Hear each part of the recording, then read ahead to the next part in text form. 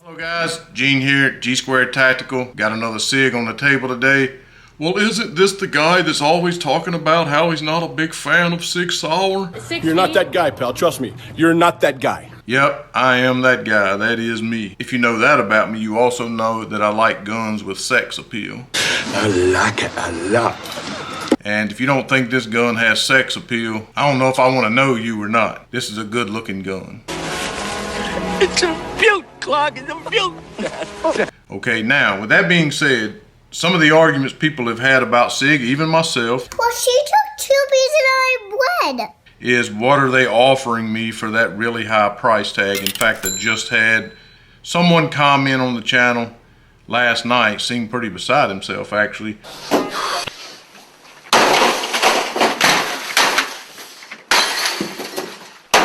Talking about Kel-Tec, you know, the 6 Sauer falling somewhere between a Kel-Tec and a Ruger. I think he was being belligerent, of course.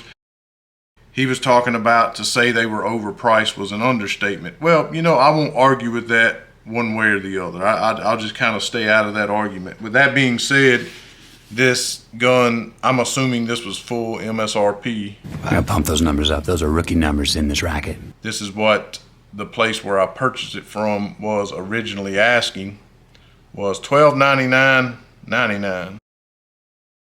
I've seen it on most other websites for $1199.99. Now, have I saw this gun before? Have I held it, looked at it, all those things? Yes, certainly I have. At even $1199, but I did not pull the trigger. I was in there, they had this thing on sale. Honestly, I can't remember if it was $8.99 or $9.99. Either way, it was under $1,000. I said, I'm gonna go ahead and do this thing. So let's do this thing! I've said I was going to for quite some time. And you know, Trey and I on this channel, we always, listen, there's gonna be something on every single gun that you just don't like, okay? I don't care what you say, there's gonna be something there that you don't like. Just like a pimple on the left. Somebody says something and you don't like it. Every gun was completely perfect, then they would run out of guns and all the manufacturers would go broke and bankrupt and they wouldn't be able to sell anything. So not everything is perfect for everyone. So I'll start with the very few things that I dislike on this gun. And you don't like it. And if you've watched the channel in the past, you know that one of the very first things I'm gonna say is these flathead screws on here. If I ever want to replace these G10 grips that are on here, if they ever get loose and I want to tighten them up, I don't care what you use, how careful you are, you're going to butt those screws up. It just, to me, it just looks cheap. I don't like that look, and I still don't understand in 2024 why it is that they're not putting some torque style screws in there. I guess it is what it is. It is the flathead screws, and I'm just not a fan of that, okay? Also, it did come with 3-dot, the X-ray day-night sights, and of course, no, they're not suppressor height sights. Okay, I realize the gun is not suppressor ready, does not have a threaded barrel. You could probably purchase one, I'm sure, but it is optic ready, and it is a flush mount. So for the Pro, Delta Point Pro and the Sig Pro, you don't need a plate. It will flush mount to the top of this slide. Real nice. Even they're optic, so why would you not give me some suppressor height or co-witnessing sights? As you can see, I have already done that. I've already put the suppressor height sights on here, ordered them straight off of SIG's website, just the standard P series.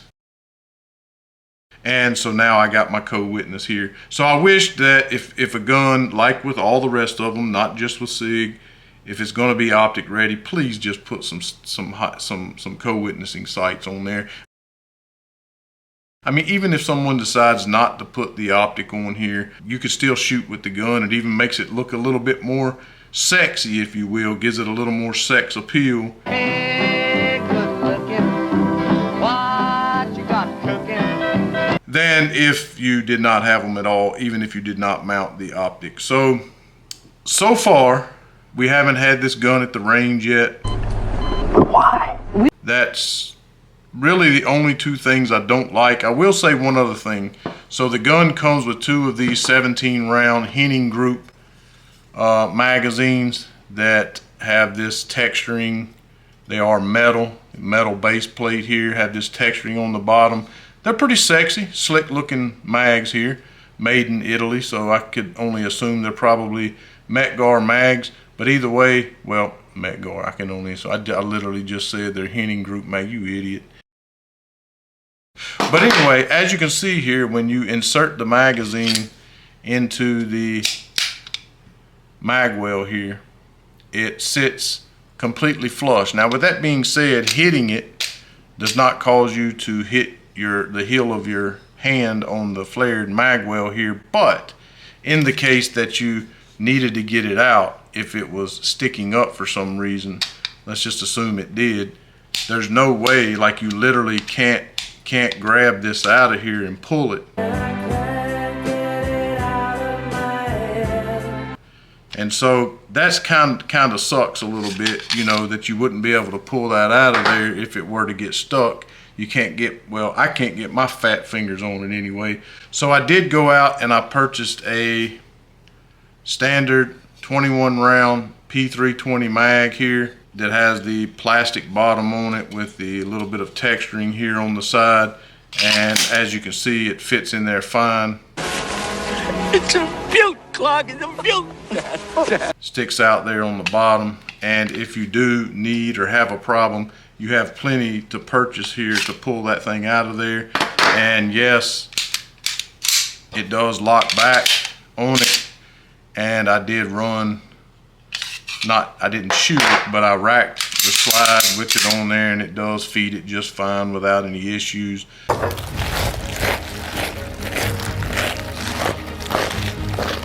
So the mag works fine. This is just your standard 21 round P320 mag. I don't think it looks bad in there at all. Kind of stays with the sex appeal. You know what I'm saying? Anyway, and also as you can see, I did put this gas pedal on here. This did not come on here. I took this off of my OG 320 that I had in the safe and put the takedown lever that was on this one on that one and put my gas pedal here. That is a very nice feature.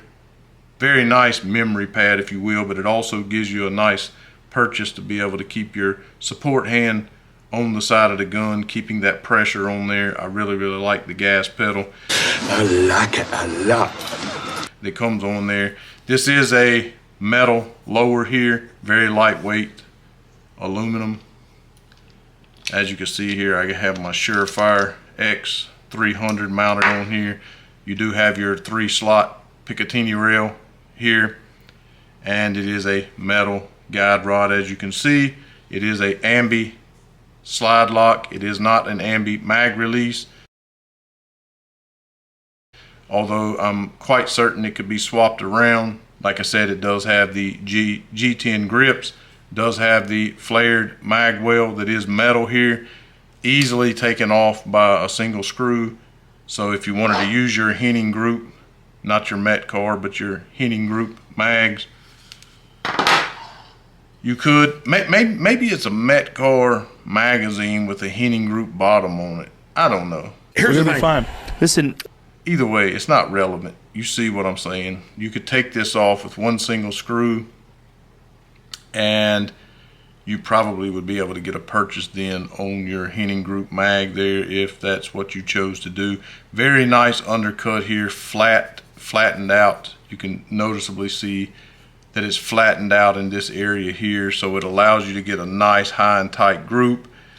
Does not feel like a 1911, of course, because it is a double stack, so more like maybe a 2011, maybe, not sure. Does have the rear checkering here. It is a nice checkering, not overdone, but just good enough. Front strap is checkered, as you can see, very nicely undercut here.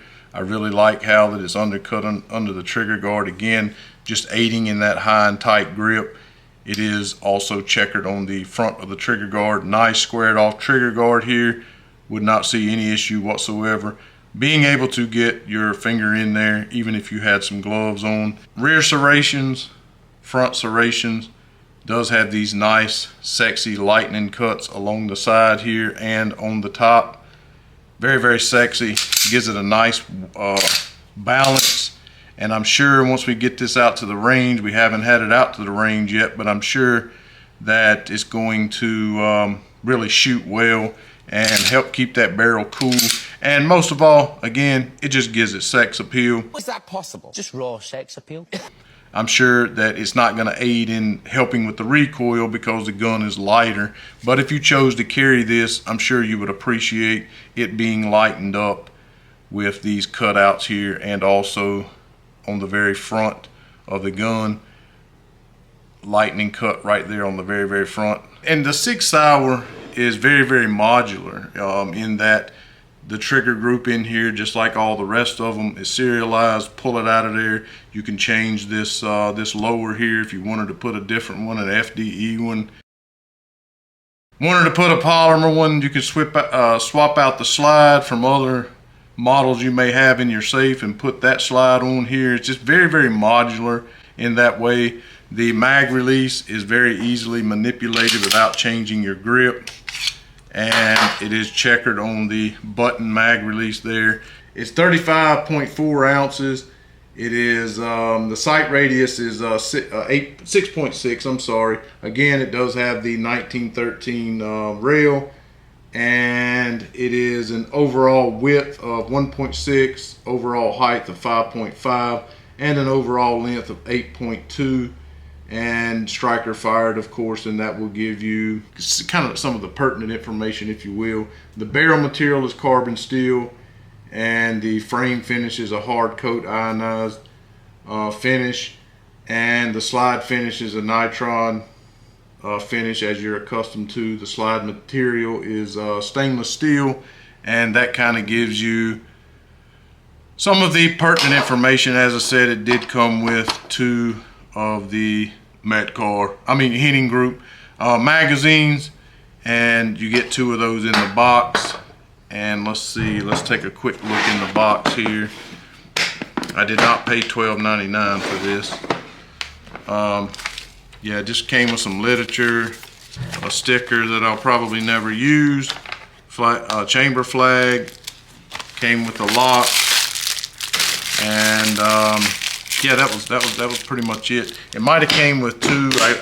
If it did, I don't know where they are. It might have came with two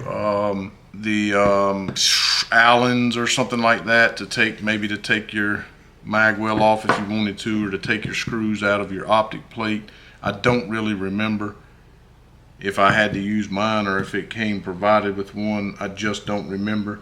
This is the optic that I put on there. The Romeo 1 Pro is what I put on there.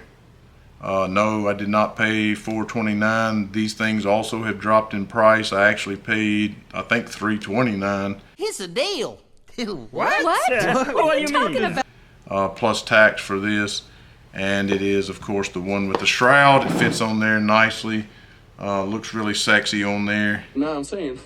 You can put the Leupold Delta Point Pro on here as well. Either way, if you have any questions, I can try to answer them, or I will answer them. Please communicate with us. Make sure you subscribe.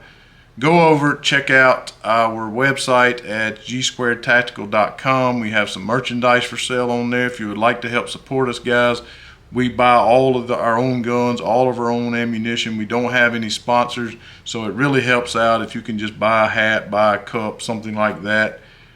Also, check us out on Facebook, Instagram. I think we even have a TikTok, Trey said. And again, just make sure you subscribe, hit the like button. Really helps with the algorithm and getting more content like this on your feed and helping to support the 2A. Again, any questions, comment, we always get back with you. We always respond to everyone, good, bad, or indifferent. We love communicating with you guys. You can help us, we can help you. Hope you enjoyed the video today, guys.